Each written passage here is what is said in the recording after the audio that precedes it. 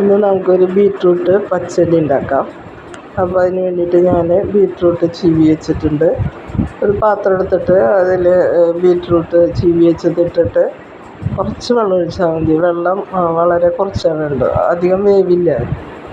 അപ്പോൾ ആവശ്യത്തിന് ഉപ്പിട്ട് കൊടുത്ത് നമുക്കിത് ഇളക്കി യോജിപ്പിച്ച് വേവിക്കാൻ വയ്ക്കാം. പെട്ടെന്ന് വേവിട്ടാം. അതുകൊണ്ട് തന്നെ വെള്ളം കുറച്ച് മതി, ഇത്രയും വെള്ളം മതി. ആവശ്യത്തിന് ഉപ്പ്, 1 സ്പൂൺ ഉപ്പിട്ട് കൊടുത്തിട്ടുണ്ട്. അത് ഇളക്കി യോജിപ്പിച്ച് നമുക്ക് അടച്ച് വെച്ച് വേവിച്ചെടുക്കാം. വളരെ എളുപ്പത്തിൽ ഉണ്ടാക്കാൻ പറ്റുന്ന ഒരു പച്ചടിയാണ് കേട്ടോ, വളരെ ടേസ്റ്റിയാണ്. പിന്നെ നമ്മൾ ചെയ്യുന്നത്, ഒരു മിക്സിയുടെ ജാറെടുത്തിട്ട് അതിൽ ഒരു മുറി തേങ്ങ, ഒരു 5 പച്ചമുളക് എടുത്തിട്ടുണ്ട് ഞാൻ. അത്ര എരിവുള്ളതല്ല കേട്ടോ. ചൂഞ്ഞ മുളകൊക്കെ ആണെങ്കിൽ 2-3 മതി. പിന്നെ ഒരു 2-3 വെളുത്തുള്ളി, പിന്നെ ഒരു 5-10 ചുവന്നുള്ളി എടുത്തിട്ടുണ്ട്. ഒരു 1/2 സ്പൂണ് ജീരകം ഇട്ട് കുറച്ച് വെള്ളം ഇതേപോലെ തന്നെ ഒന്ന് കറക്കിയെടുത്താൽ മതി.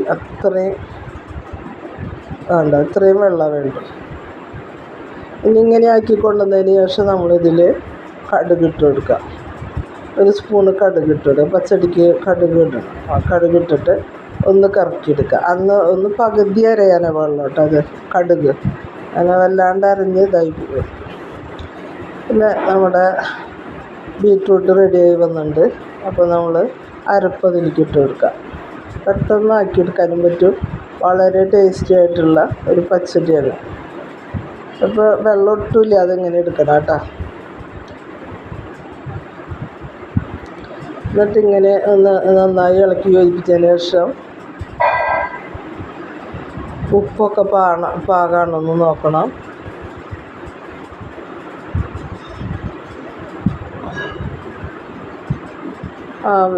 ഉപ്പ് ആവശ്യത്തിന് നമുക്ക് ഇട്ട് കൊടുക്കാം.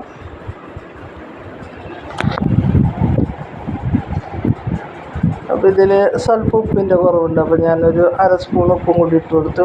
ഇനി നമ്മൾ തൈര് ചേർത്തതിന് ശേഷം വീണ്ടും നമ്മളിങ്ങനെ നോക്കണം കേട്ടോ. അപ്പോൾ തൈരിൻ്റെ പുളി ചെല്ലുമ്പോൾ അത്ര പുളിയില്ലാത്ത തൈരാണ് നമ്മൾ ഉപയോഗിക്കുക. അപ്പോൾ ഉപ്പ് പാകമായിട്ടുണ്ട്. നമുക്ക് അടച്ച് വെച്ചിട്ട് ഒന്നും കൂടി ഒന്ന് ഇതാക്കിയെടുക്കാം.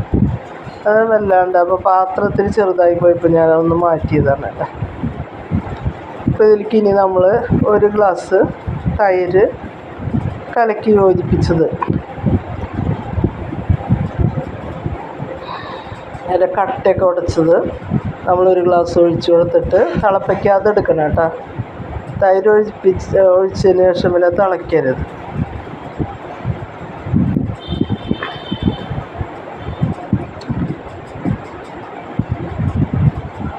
അപ്പോൾ ഉപ്പിൻ്റെ കുറച്ച് കുറവുണ്ടായിരുന്നു. അപ്പോൾ ഞാൻ വീണ്ടും 1 സ്പൂണോളം വീണ്ടും ഇട്ട് കൊടുത്തു. അത് ഞാൻ പറഞ്ഞത് ചിലപ്പോൾ നമുക്ക് ഉപ്പൊക്കെ ഇനി ആവശ്യം വരും. പിന്നെ ഇപ്പോൾ ഈ തൈരും കൂടി ഒഴിക്കുമ്പോൾ ഉപ്പ് എന്തായാലും ആവശ്യം വരും.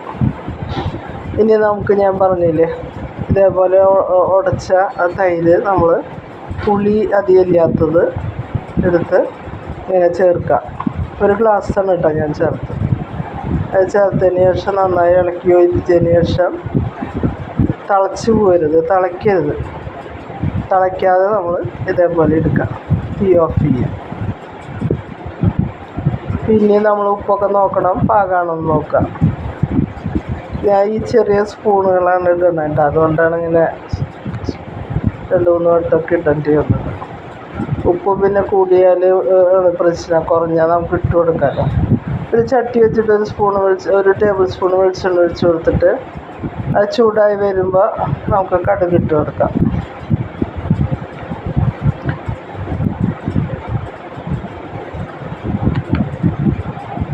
കടുക് പൊട്ടി വരുമ്പോൾ നമുക്കൊരു 2-3 വറ്റൽമുളക് ഇട്ട് കൊടുക്കാം.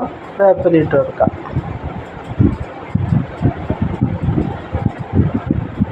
ഇതങ്ങനെ തന്നെ വേപ്പില ഇട്ട് കൊടുത്ത് അതൊന്ന് മൊരിഞ്ഞതിന് ശേഷം ഇതങ്ങനെ തന്നെ നമ്മൾ പച്ചടിയിൽ ഒഴിച്ച് കൊടുത്തിട്ട് മൂടി വയ്ക്കുക. അപ്പം തന്നെ ഇളക്കരുത് കേട്ടോ. മൂടി വെച്ചതിന് ശേഷം ഒരു 10 മിനിറ്റ് കഴിഞ്ഞിട്ട് വേണം നമ്മൾ തുറന്ന് നോക്കാനായിട്ട്. അപ്പോൾ ഇത് നമുക്ക് ഒഴിച്ചു കൊടുക്കാം. ഉണ്ട്, ഇതിങ്ങനെ ഒഴിച്ചു കൊടുത്തിട്ട് നമ്മളിപ്പോൾ ഇളക്കി യോജിപ്പിക്കേണ്ട, നമ്മൾ മൂടി വയ്ക്കുക.